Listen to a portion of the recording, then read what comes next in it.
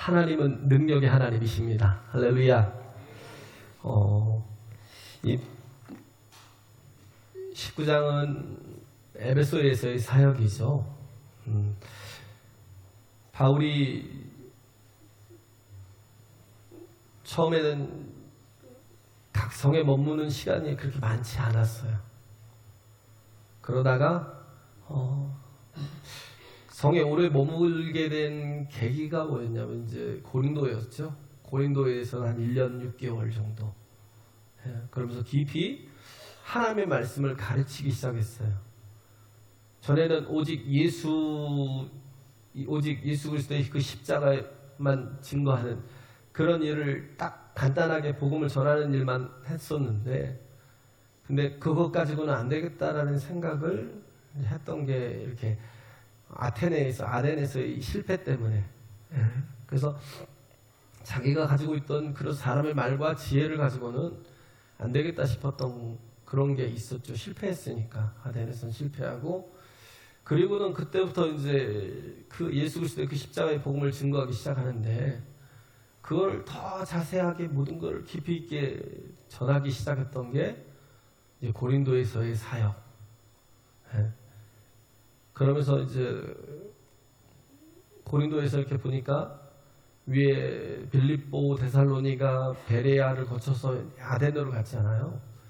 근데 위에 그 마게도냐 지역에서의 세 군데가 다 실패했다고 생각을 했어요. 빌립보도 감옥에 갇혀 있었고, 데살로니가도 뭐 깡패들이 죽이려고 막 그랬고, 도망갔더니 베레아까지 쫓아왔고, 그래서 아덴까지 도망갔더니 거기는 또 평안해서, 그래서 또 그들과 또 변론을 하는데 전혀 먹히지 않았고, 오히려 아덴은 원래 지식의 어떤 이성과 지식의 도시잖아요. 아테네는 오히려 그걸 가지고 하려고 하다가 실패를 했고, 그죠? 그래서 고린도에 와서는 오직 복음만 증거하는 거예요. 오직 하나님의 성령에 의지해서 내가 이 말씀을 증거하겠다고 가르치기 시작해서 또 가르쳤죠. 근데도 그런데도 불구하고 고린도, 지금 어떻게 보면 가장 중심이 되는, 이때 당시에 가장 중심이 되는 도시가 로마, 또 고린도, 또 하나는 알렉산드리아, 또 하나가 에베소예요. 굉장히 큰 도시예요. 아마 메가시티 정도 될 거예요. 고린도도 그렇고 에베소도 그렇고, 이제 밑에 쪽으로는 알렉산드리아가 큰 도시고, 또 로마가 그렇고. 근데 고린도는 상업 도시고, 또 에베소는 어떻게 보면 이 우상의 도시 아닌가 하는 생각이 들어요. 우상의 도시. 그 아프로디테 같은 신도 있죠. 고린도에서는 아프로디테 같은 신이 있잖아요. 아프로디테는 비너스고, 저도 예전에 그리스 로마 신화를 다 달달달 뺐었는데, 그때가 10대니까 지금 다 잊어버렸어요. 근데 이제 아데미는 아르테미인가요? 이 아데미는 또 무슨 신인지 잘 모르겠어요. 근데 달의 여신이에요. 달의 여신. 아데미는, 아르테미는 달의 여신이더라고요. 그래서 에베소에서 그 약간 샤머니즘적이 되게 심했잖아요.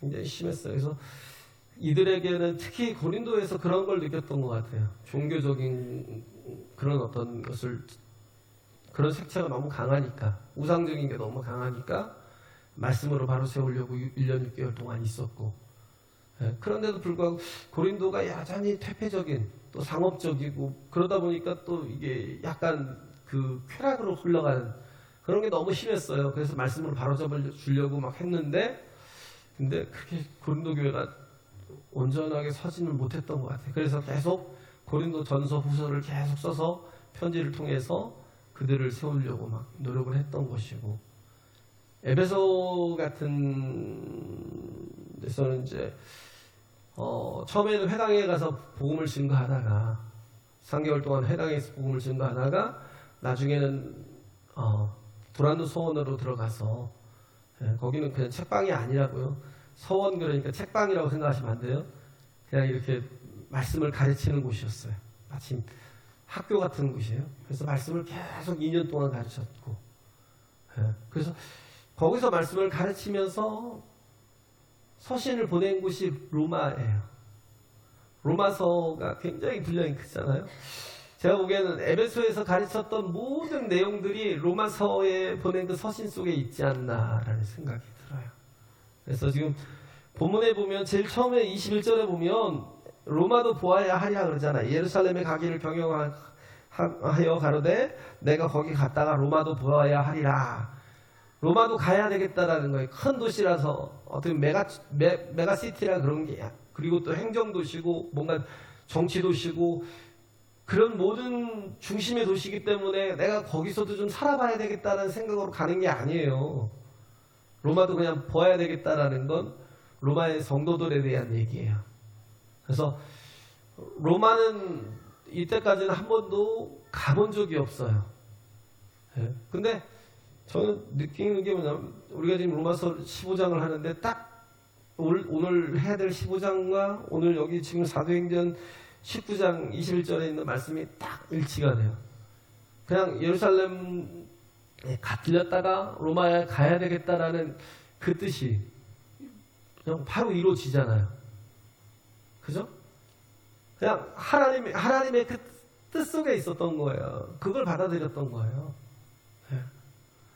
그러니까 예루살렘에서 소동이 일어나고 바울이 막 체포되고 그래서 내가 가이사에게 재판을 받겠다고 해가지고 죄수로 로마로 가잖아요. 바로 이때 바로 갑니다. 그리고 나서 이제 그곳에서 이제 로마의 성도들을 이렇게 만나고 경험하게 되고, 그런데 로마로 가고자 하는 목적이 뭐였냐면 큰 도시라 아니요. 내가 좀 살아보고 싶어서도 아니고, 이 바울의 꿈은 어디 있었냐면 땅 끝에 있었어요. 땅 끝에 까지 가서 복음을 전하길 원했던 거예요. 왜냐하면 사도행전 1장 8절에 있는 말씀이 있잖아요. 성령이 너희에게 임하시면 너희가 권능을 받고 예루살렘과 온 유다와 사마리아와 땅 끝까지 이르러 내 증인이 되리라. 지금 에베소에 와서 복음을 전했는데요. 에베소에서는 특징이 뭐냐면 2년 동안 떠나지 않았어요.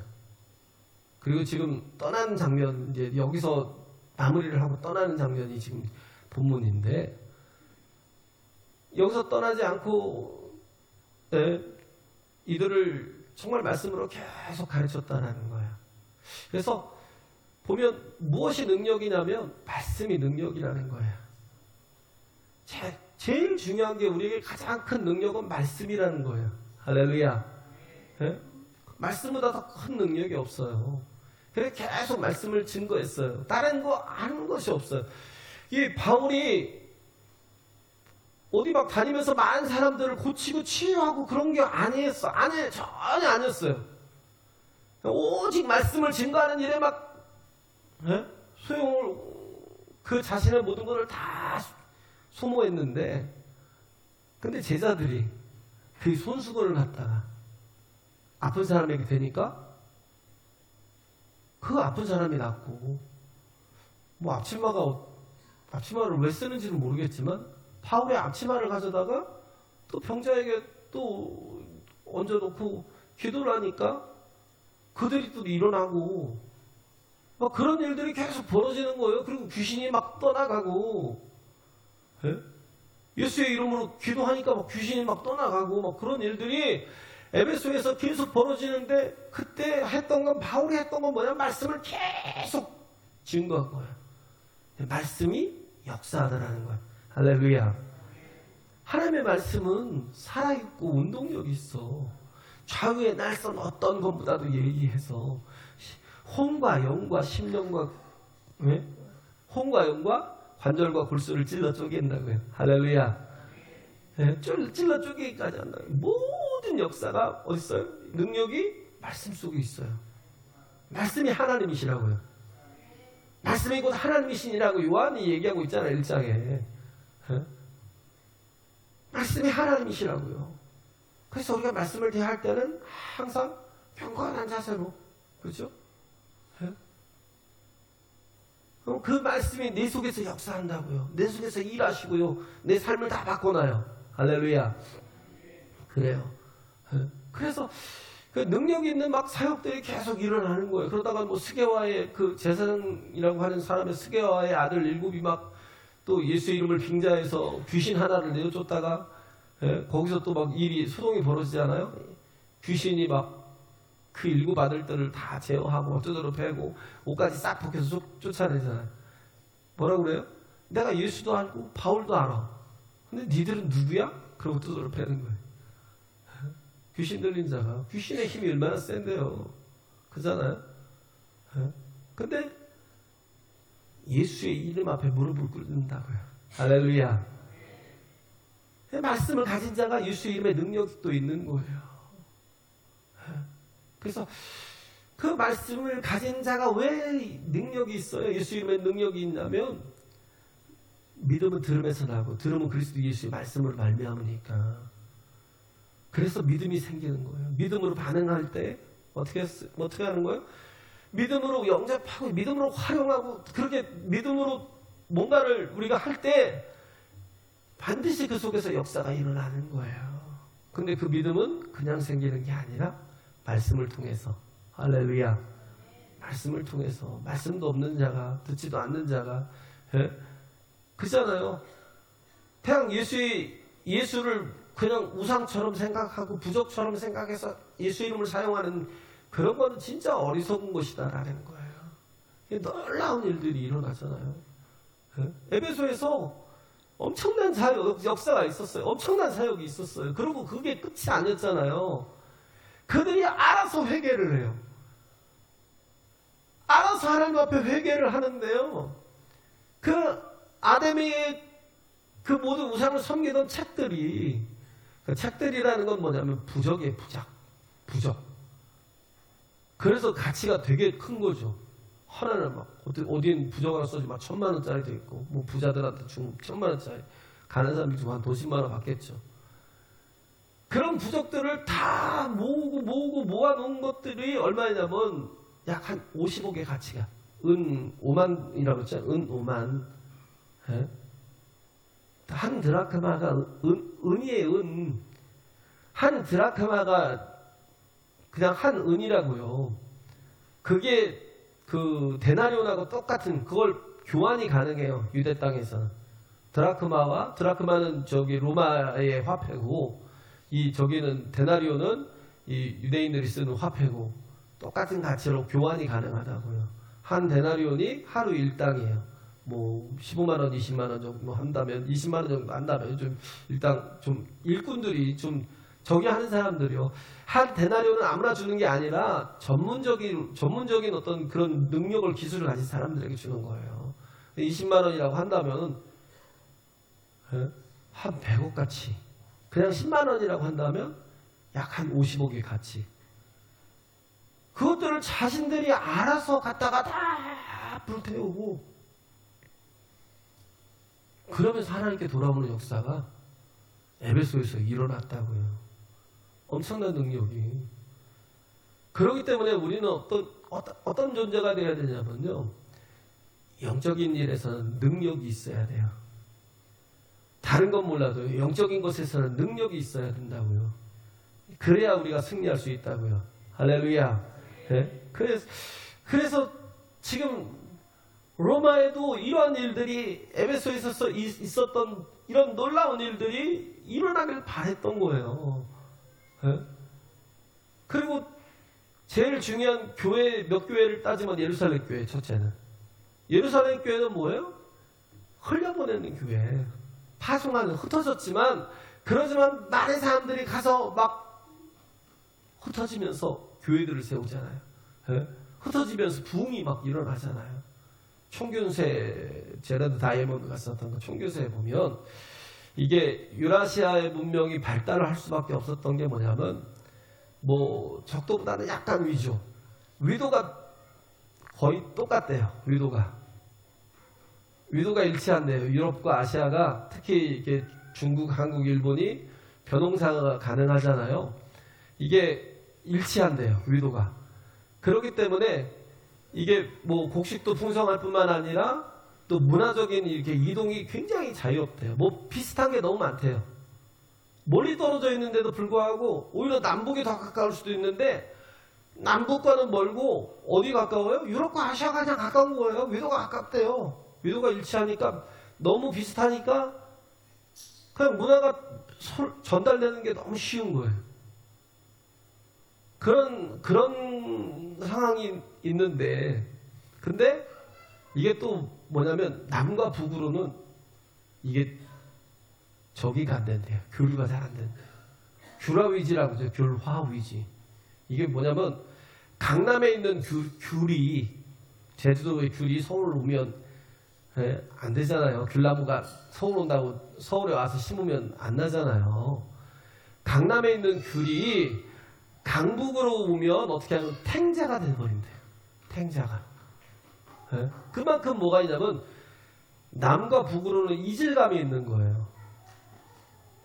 이 토질이 다르고요. 뭐 그리고 또 뭐 온도 차이도 굉장히 큰 거고. 그래서 이게 안 맞는 거예요. 그래서 남과 북으로는 교류가 잘 안 돼요. 동과 서로는 아무리 뭐 전라도 강원도가 뭐 진짜 서로 막 왼수대 약수대 해도 그래도 전라도에서 경상도로 가고 경상도에서 전라도로 가. 처음에 전라도에서 농사가 잘 될 때는 경상도에서 전라도로 머슴살러 왔고요. 그 다음에 공업도시가 되니까 나중에는 막 구미로 가고 뭐로 가고 전라도에서 또 공장으로 일하러 가고 이게 원순위 악순위 해도 그래도 간다고요. 이 문화적인 것이 근데 문화적인 것 자체가 남북으로도 안 가요. 위아래는 안 간다니까요. 옆으로는 가도. 근데 복음은 안 그래요. 복음은요 예루살렘과 온유다와 사마리아와 땅끝까지 가요. 할렐루야. 막힘이 없어요. 복음은 어디든 들어가요. 저희도 모스크바 가고 매년 가서 저기 했잖아요. 그들을 모아놓고 계속 집회를 하고 또 가고 싶은데 이름이 뭐더라? 그 목사님 이름이 그때는 이제 목사님이 아니었고 이제 한국 목사님이 이제 올라갔었는데 세르게인가 그 젊은 원래 청년이었어요. 그러다가 이제 거기 안수받고 그런 이제 목사가 됐는데 그러면서 우리가 교류가 끊어졌는데 계속 갔으면 좋겠다라는 생각이 들어요. 근데 복음은 들어간다고요. 예를 들어서 사마리아 같은 데는요. 유대교에서는 사마리아가 절대 교류가 안 됐어요. 왜? 저것들은 계약을 했어요. 왜? 저것들은 피가 섞였어. 아파해야 되는데요. 그잖아요. 남자들은 다 죽여버리고 가서 강간하고 뭐하고 그래서 피를 섞어놨는데 그럼 자기 형제들이랑 아파해야 되잖아요. 근데도 불구하고 저것들은 지옥의 땔감이야 그러고 사마리아를 돌아갔다니까요. 근데요, 복음은 들어가잖아요. 바로 예루살렘, 유다, 사마리아로 들어가잖아요. 할렐루야. 사마리아로만 들어가서 땅끝으로 막 가잖아요. 그잖아요. 그래서 예루살렘에서 흩어지면서 또 복음이 막 확장이 되고 그리고 또 제일 중요한 교회가 수리아의 안디옥이잖아요. 지금 시리아. 저 예루살렘 위쪽에 북쪽에 그 시리아의 안디옥이 또 복음의 메카가 돼가지고 선교사들을 바나바와 바울을 파송하기 시작하면서부터 거기서 또 이렇게 받은 은혜를 나누고 축복을 나누고 그런 거잖아요. 거기만 그런 게 아니라 그리고 또 이제 중요한 데가 에베소거든요. 에베소. 지금 방금 이 자리, 이 교회. 에베소에서 거기서 두란노 성원에서 그냥 말씀을 전하기 시작했는데 근데도 불구하고 에베소, 서머나, 버가모, 두아디라, 사대, 빌라델피아, 그 다음에 마지막에 라우디게아. 라우디게아까지 이렇게 7교회가 막 그냥 바울이 가지도 않은데 막 사람들이 나가서 세웠어요. 굉장히 큰 역할을 했던 게 에베소고 왜 이 얘기를 하냐면요.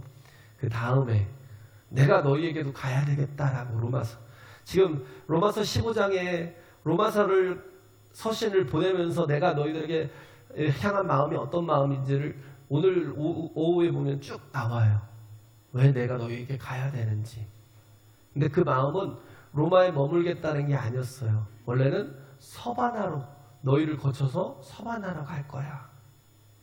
서바나가 어디예요? 스페인. 그게 땅끝이라고 생각했어요. 왜? 대서양이. 예? 대서양이 예전에는 그잖아요. 더 이상의 땅이 없다고 생각을 했잖아요. 그래서 땅끝 그러면 서바나였어요. 그래서 야고보가 먼저 갔던 거라니까요. 야고보가 성령 충만을 받고 바로 간 데가 어디예요? 땅끝으로 갔어요. 예? 그리고 돌아오자마자 순교를 했던 것이 제일 먼저 12제자 중에서 제일 먼저 순교했던 게 야고보예요.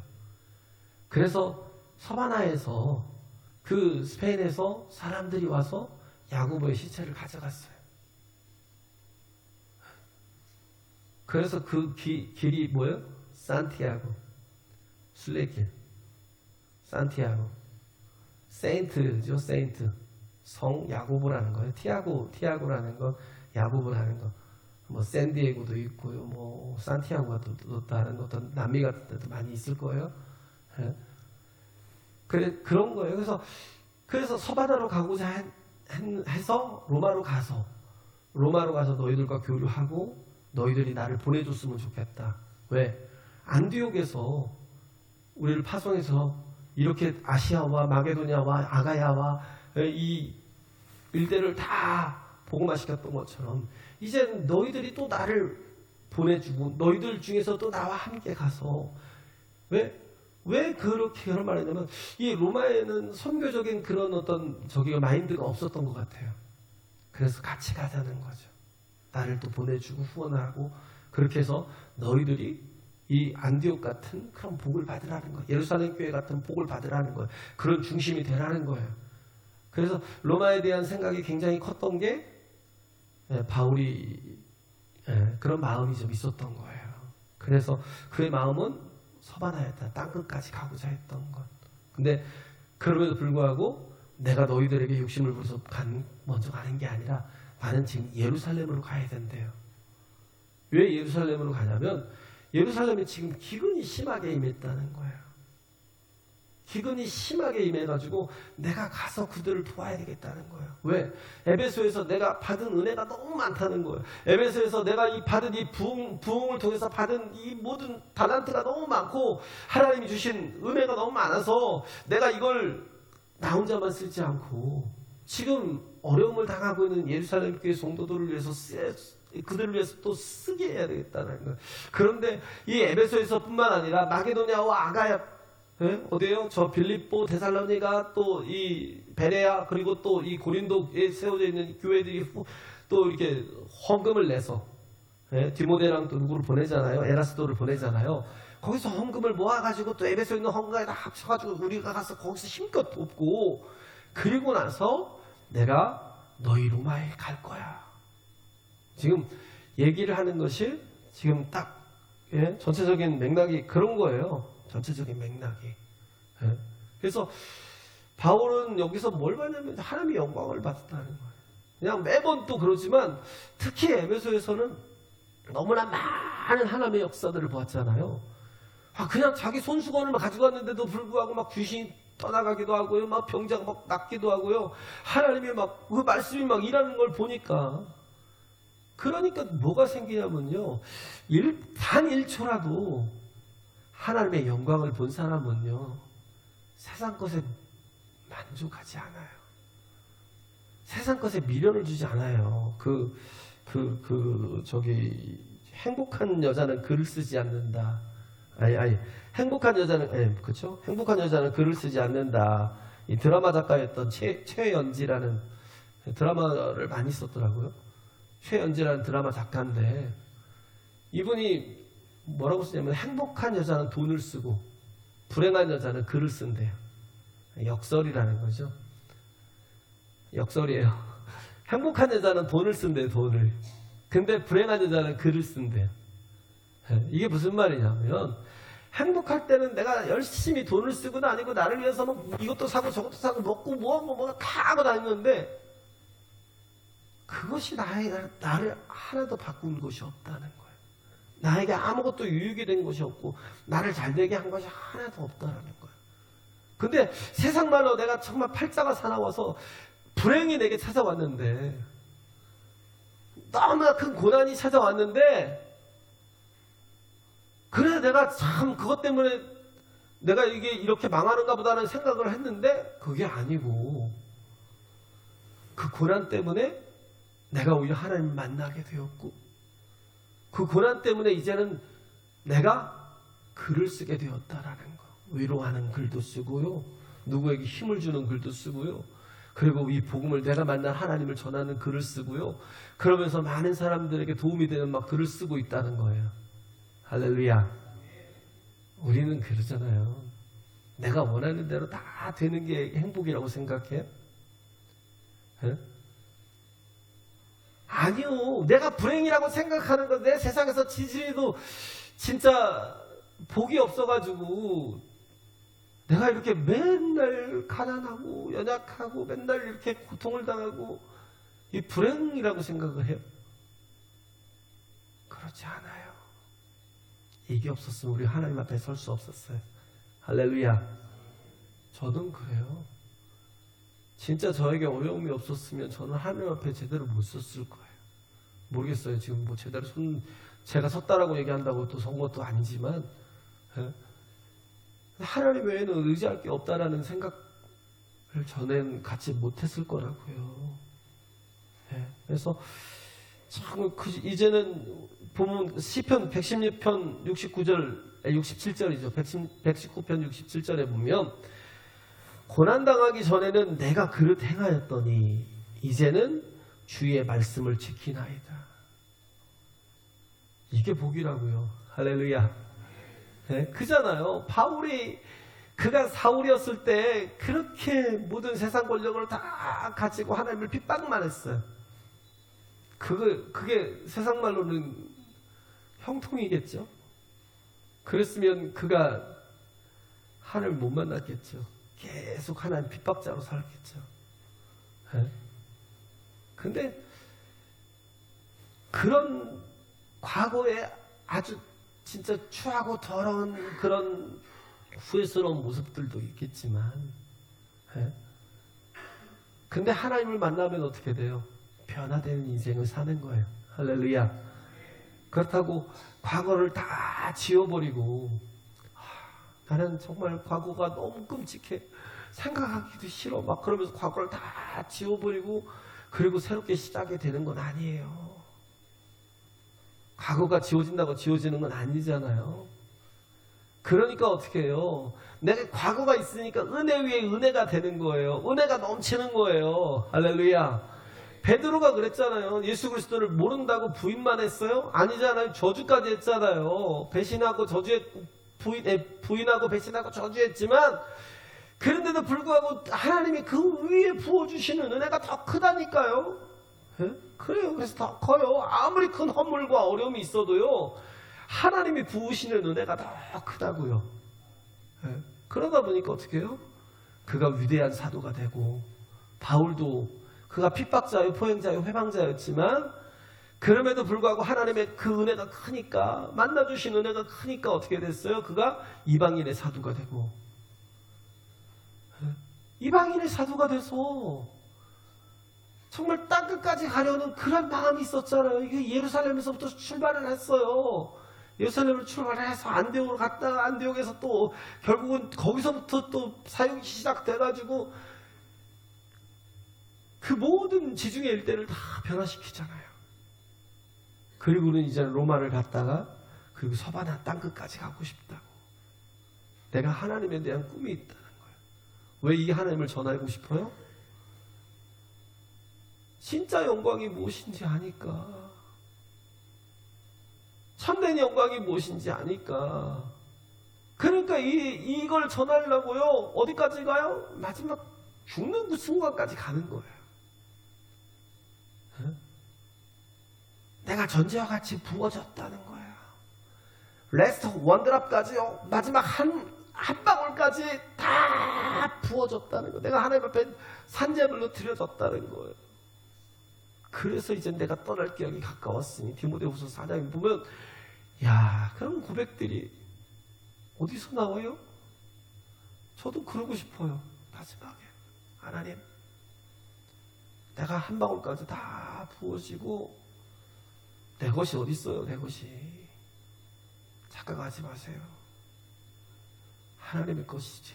할렐루야. 그걸 가지고 그게 달란트고 그게 은사라고요.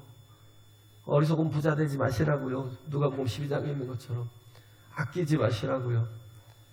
계속 붓고 또 붓고 바울처럼 자기가 가진 은혜를 그냥 자기 것으로만 여긴 게 아니라 그 모든 걸 다 그것도 부족해서 막 마게도냐로 가서 보내고 아가야로 가서 또 두 사람 마게도냐 한 사람을 또 아니 한 사람 마게도냐 한 사람 아가야로 보내서 거기서 또 헌금을 모아 와서 또 예루살렘에 가서 다 쏟아붓고. 예? 우리가 그래야죠. 우린 가난해서 뭘 많이 하고 싶어도 이게 잘 안 되더라고요. 뭘 많이 하고 싶은데 이게 또 한계가 또 있긴 있더라고요. 근데 이 안에서도 또 써야 될 그런 것들이 또 있고 하니까. 그래서 어제도 우리 집사님하고 상의를 하면서도 굉장히 그걸 고민 많이 했었는데 그냥 그래요. 우린 사랑하는 거야. 하나님의 영광을 맛보면요, 우린 사랑하는 거야. 그 하나님의 영광 속에는 뭐가 있냐면 사랑이 있어요. 할렐루야. 사랑은 수용성과 상호성과 초월성이 있다고 그랬잖아요. 네? 수용은 다 받아주는 거예요. 그래서 믿음이 좋은 사람이요, 사람들과의 관계가 제일 좋아요. 그래서 로마서 13장에 얘기하는 거 14장인가 13장인가 거기서 얘기하는 게 뭐냐면 어떤 사람이 제일 좋은 믿음의 사람이냐면 누구와도 관계가 좋은 사람. 왜? 믿음이라는 건 뭐냐면 수용하는 거니까. 받아들이는 거, 영접하는 거.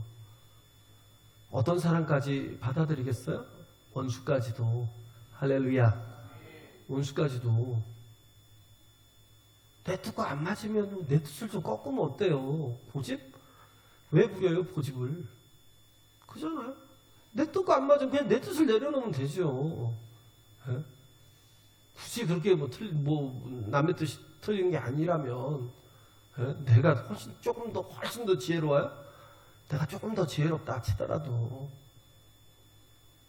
내 뜻과 안 맞아도, 그냥 내 뜻을 내려놓는 거. 예? 그걸 포기하는 거. 그 생텍쥐페리의 어린 왕자에서 나오는 게 그거잖아요. 익숙함 때문에 소중한 것을 잃어버리지 말라는 거예요. 익숙함에 속아서 소중한 것을 잃지 말라는 거죠. 예? 우리가 그러고 있잖아요. 익숙한 것에 속아서 뭐예요? 그게 진리가 아닌데 그게 진리인 것처럼 생각하는 경우가 많아요. 예? 그래서 다른 걸 틀린 거라고 생각할 때가 많다고. 내가 신앙생활을 몇십 년 했는데 내가 왜 틀려? 내가 익숙한 것이 무조건 옳다고 생각을 해요. 그냥 우리 교회에서 막 한 30년 예배를 드리고 막 그러면 우리 교회 예배가 맞는 예배라고 생각해. 다른 교회 예배는 다 틀린 예배라고 생각해. 뭔가 좀만 이상하면 막 이상하더라고. 그런 거 아니에요. 예? 저는 막 하도 여기저기 다녀봐가지고 그 살면서 예배를 막 드리고 막 하다 보니까 진짜 너무 기가 막힌, 그냥 의자 하나 없어요. 필리핀 가면 의자 하나 없는데도 불구하고 막 그냥 서서 2시간 동안 예배를 해요. 2시간 동안. 그런데도 불구하고요, 막 기쁨이 넘쳐요. 막 충만해. 성령이 막 역사하고요. 막 서로 찬송하고 막 찬송하고, 아프리카 사람들은 막 흔들어요. 막 흔들며 찬양하고, 우리는 그냥 앉아서 찬양하는데 막 저들은 막 그냥 무조건 막 할렐루야 할렐루야 하면서 흔들며 찬양하고. 예? 그러면서 또 막 그냥 닥치는 대로 무리를 져가지고 막 주일 대예배 때 막 그러고 막 손잡고 기도해요. 영혼들을 위해서. 막 기도 찬양 하다가 막 말씀 들어. 근데 뭔 말인지도 못 알아. 따가려고 보니까 못 알아듣는데, 근데도 불구하고 막 은혜가 넘치는 거예요. 다른 거. 옛날에 뭐 기타 친다고 강대 이제 뭐 성전에서 기타 친다고 옛날에 한참 싸웠잖아요. 그러다가 이제 드럼 친다고 싸우고. 예? 지금은 이제 좀 사그러졌죠. 예? 여러 가지 많은 것들이 있었어요. 그래서 우리는 익숙한 것이 옳은 것이 아니에요. 그렇기 때문에 우리가 더 커지기 위해서는 해야 될 게 뭐냐면 벽을 허는 거예요. 할렐루야. 벽을 허물고요. 어떻게 해요? 길을 자꾸 내는 거예요. 길을 내는 자. 그런 게 중요하다고요. 그래서 우리가 이 에베소에서 하나님의 영광을 보는 것처럼 우리가 예배할 때마다 하나님 앞에 집중하고 하나님의 영광을 보면요, 우리는 정말 온전한 성도로서 세상에 이 빛을 전할 수가 있어요. 할렐루야. 그런 경우에 미군 포로들이 옛날에 어디에요? 왜 2차 대전 때 독일군한테 다 잡혀가지고 완전히 거죽만 남은 거죽만. 그러니까 뼈하고 가죽밖에 없어요. 살이 없어요. 살이. 그런 사람들이 왜냐면 안 먹여요. 지들은 막 저기 하는데. 근데 어떤 독일군 병사가 막 이따만한 그 바게트 비슷한 빵을 갖다가 막 먹으면서 그러고 막 희죽희죽 하면서 얘기하고 뭐 이러고 있는데 이렇게 찾다 보니까 사람들이 우리 같은 데 갇혀가지고 뭐 감옥도 안 해. 우리 같은 데 갇혀가지고 막 침을 질질 흘리면서 쳐다보고 먹고 싶어서 왜 하도 굶어서 그래갖고 그걸 뚝 잘라가지고 그걸 반절을 뚝 잘라가지고 그 우리 속에다 집어쳐 넣은 거예요. 왜? 아비규환이 될 거를 예상을 하고. 근데 그때 가장 어린 한 병사가요, 그 빵을 막 잽싸게 집더니 탁 드는 거예요. 여러분, 우리 이 빵 가지고 성찬을 합시다. 오늘 성찬하잖아요? 성찬을 합시다. 그래가지고 어떻게 했어요? Amazing grace, how sweet the sound. 찬양을 하기 시작하고요. 그리고 또 그것을 놓고 기도하고 회개하고 축사하고 그리고 떼서 하나씩 먹으니까 그들이 가죽밖에 없는 포로가 아니라 하나님의 거룩한 성도로 보이더라는 거예요. 할렐루야. 가장 자유롭더라는 거예요. 아비규환을 이루는 게 아니라. 우리가 이런 정말 중요한 건 예배를 통해서 영광을 봐야 돼요. 그리고 이 영광을 가지고 와서 또 나누기를 막 기뻐하는 존재. 우리도 땅 끝으로 막 나가려는 그런 마음들이 있어야 된다고요. 할렐루야. 네? 정말 전하고 싶은 마음. 이렇게 정말 하나님 앞에 이 바울처럼 빚진 자의 마음을 가지고 영혼들을 살리고 세우는 저와 여러분 되시기 간절히 바랍니다. 찬양하겠습니다.